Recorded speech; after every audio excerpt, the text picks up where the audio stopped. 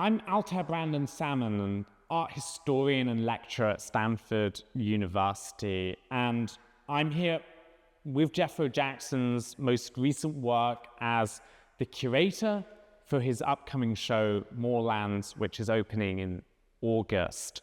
And I've been drawn to his work for a number of years now because I write primarily about British art from the 20th century, figures like Francis Bacon, Frank Auerbach, Rachel Whiteread, all artists who are very attuned to that environment, to the people around them, but also the spaces of whether that's London, whether that's the landscapes of urban wasteland, or in Jackson's case, the slightly terrifying wilderness of the Cornish moor. But Jackson's work, as we can see here, is hovering in that space between recognition and confusion. We can't take anything lightly when looking at his work. And there's even a kind of mobility to it. We have to move forwards and backwards as the work comes in and out of focus. At one point we can see his brush strokes, his marks, the physical presence of him in the work itself. And at other points, suddenly it resolves into a subject. We see a bird, a sheep, an animal running across a landscape, and he keeps us unsteady as a consequence. I think that's what drew me to him when I first saw his painting, is that it doesn't resolve quickly. It's a work that takes time. It demands us as the viewer to spend time looking at it and working out what it is we're seeing. And as that occurs, it's like a magic trick. Our feelings change too. We go through a series of responses of foreboding, or recognizing the beauty of the paint, of the work itself, unveiling the kind of slightly sinister and violent use of reds and rouges within the work itself. And so, like life, it's not simply reducible to any one impression, any one emotion. Jackson's work embodies an entire world within it.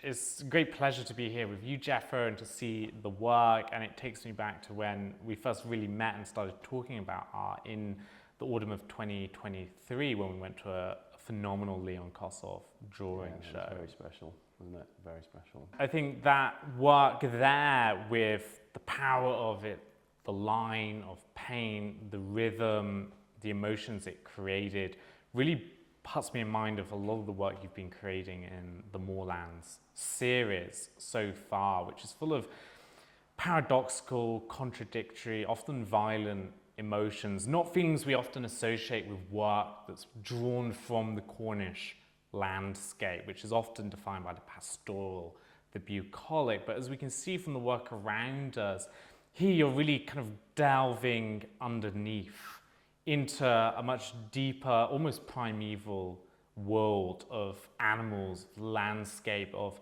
the paint itself, that kind of materiality, the thickness, the stuffiness of the paint. And you can really feel it, even with work like this. You almost want to just caress it, pull your hand over it. Careful, little bite. Yeah.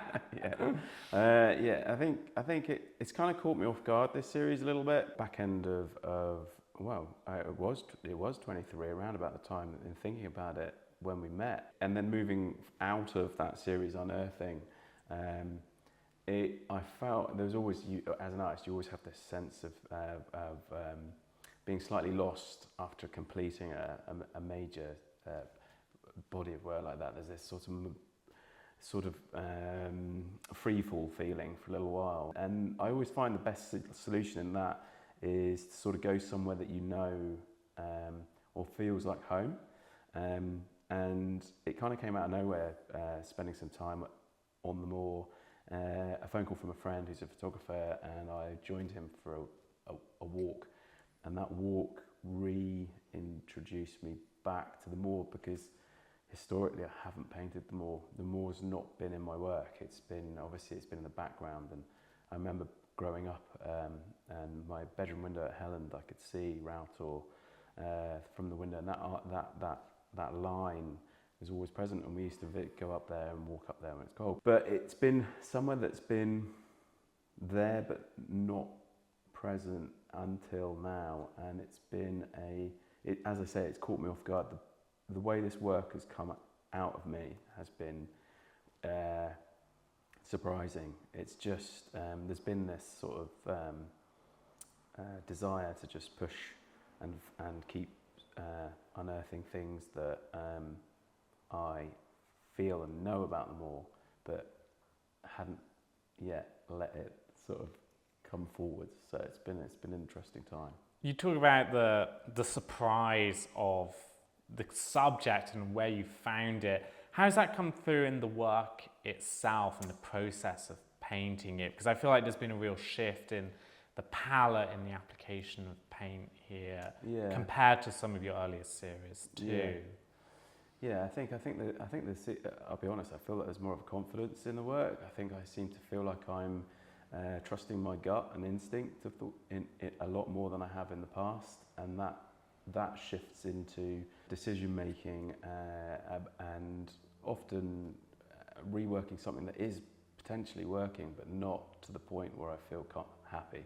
And it's that sort of, I think we talked about it, is this sort of filtering of emotion and sense of place that needs to keep coming through layers and layers and layers, and those layers, often there's points where you feel like the painting's working, but yet there's the connection between me and the painting just isn't right, and it's having to push past that. And I think that potentially there's it's in the work before, but I think that confidence in paint application, and then the confidence to destroy certain works and push past it has resulted in some really interesting paintings.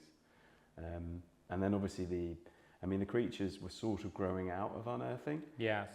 We had the beast creatures, and then but in these they've sort of taken sort of centre stage. There, there's this sort of me sort of finding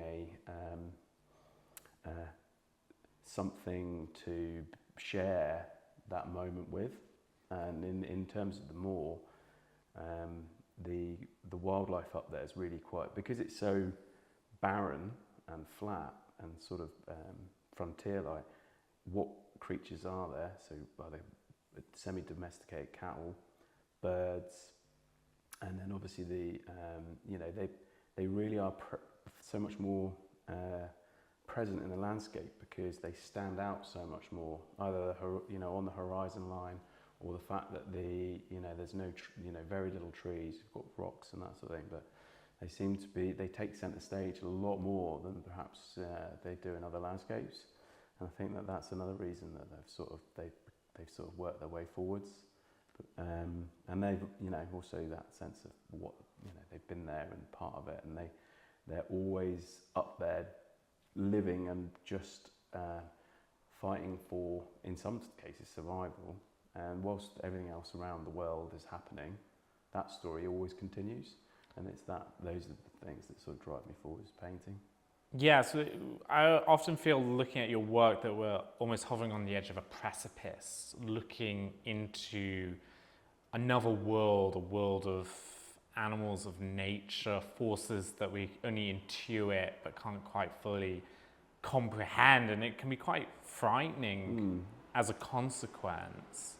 There's a lot of, I'm stitching in a lot of internalization of thoughts and feelings about bigger picture, what else is happening in the world and everything else that happens, but I try to let that just sort of manifest out through the painting of a raven, or the painting of an old gnarly sheep.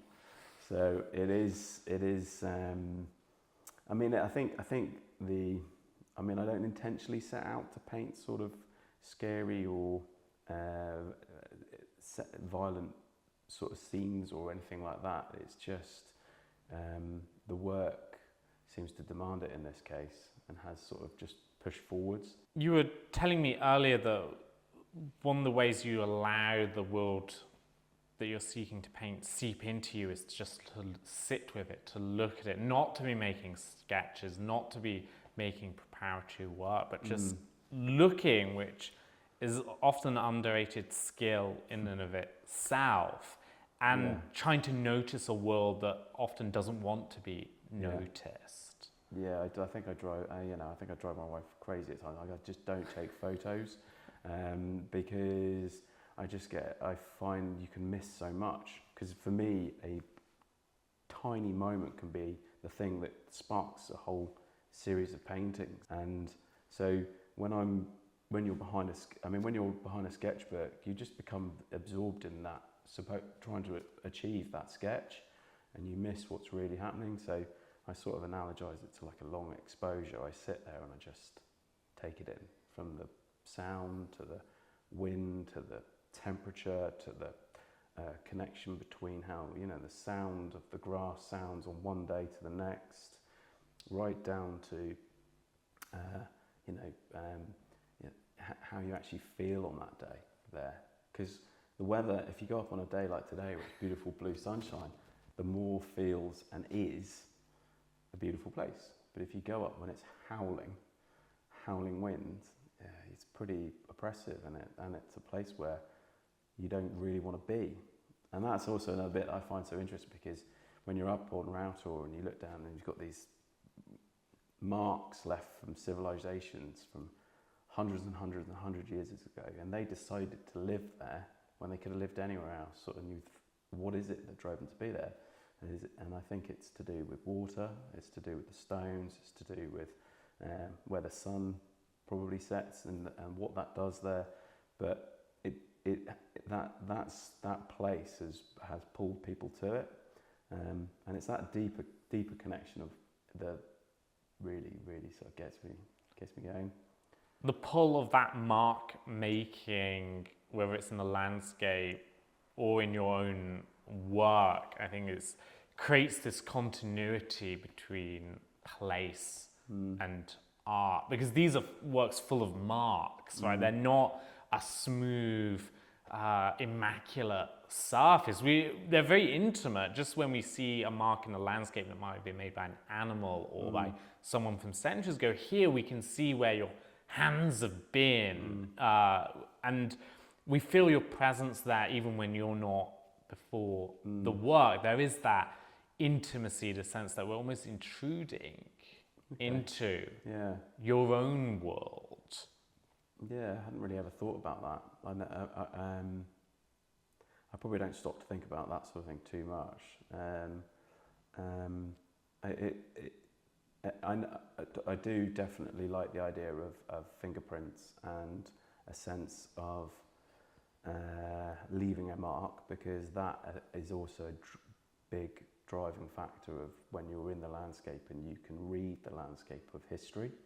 So when you're in sort of somewhere, and you see, if you know what you're looking for, you can see that where mining has happened, and you can see where tracks have been, and you can see all this history, and it's that sort of percolation of history against mark, against landscape, that really, again, is a part of the work that I just let come out. But it's also it's something. The trouble is, at the moment, is like I don't like breaking it down too much. But I find that if I talk about this too much, the power of the sort of what I'm actually trying to paint disappears a little bit. So I try and internalize that quite a lot as well. And these are not works that are demanding language. They're works that demand an emotional response from the viewer. It's about sight and feeling and a strange unity of two in a place, whether that's the gallery or the landscape itself. And you're kind of swerving around language and getting directly to the heart of the matter.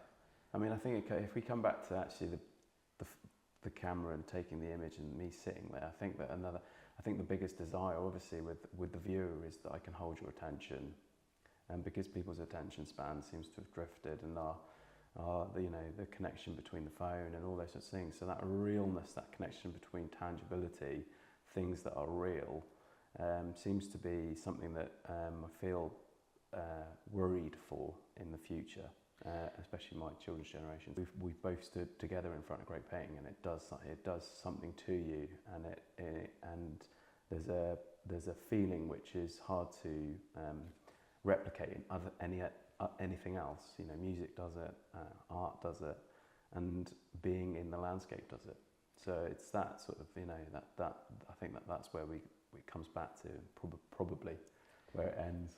Who are the artists that have been holding your attention while you've been working on this series? I saw the Frank Albach Portraits of London exhibition, and then obviously we'd been together at Kossoff, and I think that both those two painters surprisingly have been more at the foreground of my attention than they have been in the past. Obviously, painters, great Cornish painters, you know, Lanyon and people are always in the studio. They're always there, sort of keeping their beady eye on. But I think that those two. I think because I think I always look for like something in life which sort of nods you to something, and Frank Albach's work was very much part of sort of things that I'd looked at in the past, alongside also people like Graham Sutherland. But going to London, and then he also died on my birthday, and then going on making the effort to go to the show, and then him passing, there was this sense of pay attention to this. So yeah, very much so. And I think with Auerbach, who's such an urban artist, such an artist of London, and so much of his work is about being in London, particularly Camden, Mornington Crescent, where he spent so much of his life. And yet, I think the resonance with your work is actually more in the approach, the method of painting, of kind of art as this striving, this constant cycle of construction, destruction, reconstruction on the surface of your work. And you see these shadows of previous paintings within your work, or there are these ellipses where you almost can see a shadow of a previous painting. I mean, when I think that he encapsulates what it is to also be like a Londoner and be part of that in his painting. He gets the weight of the city, and I hope that potentially what I'm trying to take from him is somehow getting the weight of what it is to live and grow up in this landscape. So, I mean, we don't have skyscrapers and large buildings and churches to paint, but I do have, you know, the moor, and I've got cliffs and those sorts of things. So how do you bring that, those things that he was trying to talk about? And of course, there's still, those conversations still happen here, as you know, in different ways. Absolutely. And with Auerbach's work, there is that real gestural intimacy. You feel him before the work, painting it time and time again. Yeah. And that's something that's really present in your work too. It's not an intentional decision to chase something, I think, like Auerbach, but as I said to you, I don't settle.